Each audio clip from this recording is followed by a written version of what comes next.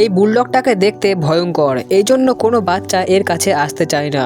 কিন্তু ভেতর থেকে এই কুকুরটা সবার সাথে বন্ধুত্ব করতে চাইতো, তাই কাউকে দেখলে পাগলের মতো লেজ নড়াতো। তবে একদিন এই ছেলেটা এই কুকুরটার কাছে যায় এবং তার মাথায় হাত বুলিয়ে দেয়। আর সেই দিনই তারা বাড়ির লোক সিদ্ধান্ত নেয় যে তারা কুকুরটাকে বাড়ি নিয়ে যাবে। ছেলেটাও কুকুরটাকে পেয়ে খুবই খুশি হয় এবং বেশিরভাগ সময়ই তার সাথে কাটাতে শুরু করে। তবে কিছুদিন পরেই তারা বুঝতে পারে এই কুকুরটার পেটে বাচ্চা আছে। তবে বাচ্চা হওয়ার ডেট পার হয়ে গেলেও তার বাচ্চা হচ্ছিল না। এই জন্য তারা এমার্জেন্সি বেসিসে কুকুরটাকে ডাক্তারের কাছে নিয়ে যায়। একটা প্রবলেমের জন্য ডাক্তারদের এই কুকুরটার সি সেকশন অর্থাৎ সিজার করে বাচ্চা বের করতে হয়। অপারেশন সাকসেসফুল হয় এবং কুকুরের 6টি বাচ্চা হয়। যেহেতু কুকুরটার অপারেশন হয়েছিল তাই সে বাচ্চাগুলোর যত্ন নেওয়ার পরিস্থিতিতে ছিল না। এই জন্য বাড়ির লোকটি বোতলে করে বাচ্চাগুলোকে দুধ খাইয়ে দিত। তবে 2 দিন পরে কুকুরটার দুধ আসা শুরু হয়ে যায় এবং বাচ্চা কুকুরগুলো দুধ খাওয়ার জন্য তার মায়ের কাছে চলে যায়। তবে এই অসুস্থ মাকে সুস্থ করার জন্য বাড়ির লোক প্রতিদিন তাকে প্রোটিনযুক্ত খাবার দিত এবং ধীরে ধীরে কুকুরটা সুস্থ হয়ে ওঠে